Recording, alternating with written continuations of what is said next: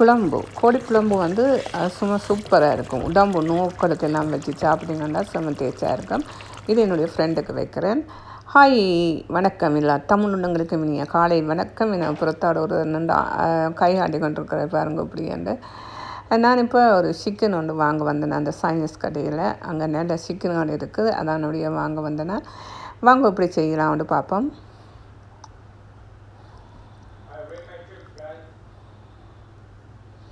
இதுக்கு தேவையான பொருட்கள் நான் வந்து 2 வெங்காயம் எடுத்து வச்சுக்கிறேன். ஒரு மீடியம் சைஸ் வெங்காயம். ஊர் வெங்காயம் போட்டிங்கன்னா நல்ல டேஸ்ட்டாக இருக்கும். மற்ற சின்ன சின்னதாக கட் பண்ணணும். அதுக்கு இப்போ நல்லெண்ணெய் வந்து நான் ஒரு 2 டீஸ்பூன் விடுறேன். நல்லெண்ணெய் கூட விட்டிங்கன்னா நல்ல டேஸ்ட்டாக இருக்கும். அத்தோட வந்து என்னென்னு செஞ்சுன்னா இதுக்கு தேவையான தாளிதம். அத்தோட இதுக்கு வந்து ரம்பை, கிராம்பு, ஏலக்காய், மற்றது வந்து ஏலக்காய் எல்லாம் போட்டு வதக்கணும். அதோடு ஒரு 1/4 ஸ்பூன் மஞ்சத்தூள் போட்டிங்கன்னு சொன்னால் இந்த மணம் எல்லாம் எடுக்கும். அதானபடியாக மஞ்சத்தூள் போடணும். கிராம்பு, பட்டையெல்லாம் நல்லா வதங்கத்தக்கதாக இருக்கணும். பிரியாணியிலையும் போடலாம். அதோடு நான் ஒரு மீடியம் சைஸ் தக்காளி பழம் அதை சின்ன சின்னதாக கட் பண்ணி அதையும் போட்டு நல்லா வதங்க விடுவோம். அதோடு என்ன செய்யணும்னா ஒரு 4 பல்லு உள்ளி, அதோட கொஞ்சம் கருவேப்பிலை போட்டிங்கன்னா நல்ல வாசமாக இருக்கும். அதுக்காண்டி கருவேப்பிலையும் போட்டு வதக்கணும். அதோடு என்னென்றால் ஒரு 4 உள்ளி, இஞ்சி எல்லாத்தையும் நல்லா அம்மிக்கல்லில் போட்டு இடிக்கணும். இடிக்கு போட்டு அதையும் போடணும். அந்த சோஸ் அந்த நறுவலாக இருக்கும், அதையும் போடணும். அதோடு வந்து இதுக்கு தேவையான தூள் போடணும். தூள் வந்து நீங்கள் உங்களுக்கு விரும்பினானுக்கு மிளகாத்தூள் பாய்க்கலாம், குழம்பு மிளகாத்தூள் பாய்க்கலாம். நான் வந்து இல்லை ஒரு தேக்கரண்டி தான் போடுறேன். ரொம்ப போடையில்லைன்னா உரைக்க மாட்டோடைய நான் ரொம்ப போடையில்.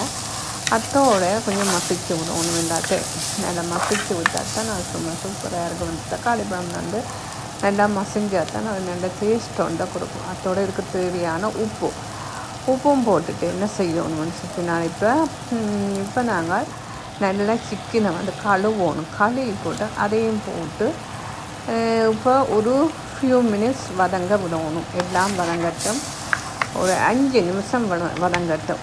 வதங்கின பிறகு இப்போ என்ன செய்யணும்னு சொல்லிச்சுன்னா இப்போ வதங்கிட்டு இப்போ இதுக்கு வந்து தேங்காய் பால் விடணும். ஆனால் அதுக்கு முதல் கொஞ்சம் கறி மசாலா தூள் ஒரு ஸ்பூன் முட்டை காணும். இந்த கறி மசாலா தூள் விட்டிங்கன்னா நல்ல டேஸ்ட்டாக இருக்கும். அதோடு வந்து நான் வந்து 1 கப் பால் விட்டிங்கன்னா செம்ம டேஸ்ட்டாக இருக்கும். நான் இது டின் பால் விடுறேன். கொஞ்சம் ஒரு 30 மில்லி விட்டால் காணும், அவ்வளோ டேஸ்ட்டாக இருக்கும். அதோடு வந்து நாங்கள் என்னென்னா கொஞ்சம் தண்ணி விடுவோம். தண்ணி விட்டு நாங்கள் வதங்க விட்டோம்னு சொன்னால் சும்மா சூப்பர் டேஸ்ட்டாக கொடுக்கும். அவ்வளோ டேஸ்ட்டாக இருக்கும். இப்போ என்ன செய்யணும்னா எல்லாத்தையும் மிக்ஸ் பண்ணணும்.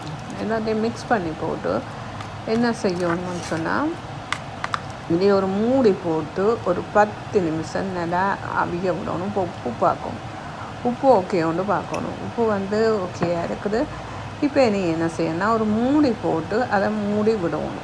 மூடி விட்டோம்னு சொன்னால் ஒரு 15 நிமிஷம் இது அவியணும். இது என்னென்னா அந்த சைட்டில் வந்து எண்ணெய் படிஞ்சால் தான் கோழிக்கறி நல்ல டேஸ்ட் ஒன்று கொடுக்கும். பாருங்க, இப்போ வந்து நான் மூடி விட போகிறேன். ஒரு 10 நிமிஷம் மூடி விட போகிறேன். மூடிவின பிறகு நான் வந்து அதை எண்ணெய் படிஞ்சிருக்கோன்னு பார்த்தால் தான் எனக்கு அந்த கறி அவிஞ்ச கணக்கு இருக்கும். மற்ற டேஸ்ட்டாக இருக்கும். மற்ற அளவுக்கு மீறினா தூளுவலை போட்டிங்கன்னு சொன்னால் உடம்புக்கு கூடாது.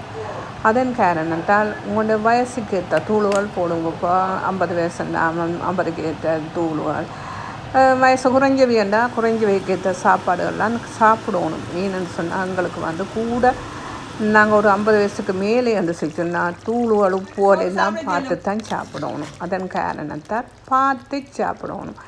என்னென்றாலும் அளவோடு பார்த்து சாப்பிடுவோம். இந்த வீடியோ உங்களுக்கு பிடிச்சிருந்தால் லைக் பண்ணுங்கள், ஷேர் பண்ணுங்கள், கமெண்ட் பண்ணுங்கள், சப்ஸ்கிரைப் பண்ணுங்கள்.